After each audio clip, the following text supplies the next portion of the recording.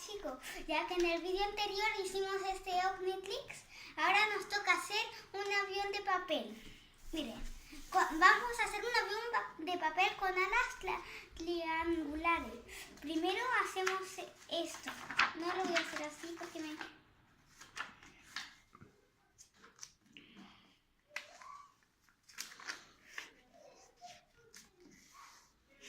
Ahora tenemos que hacer esto.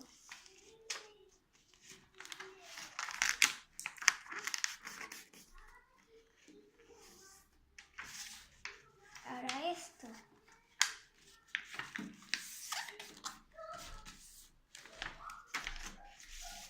Y ahora nos falta hacer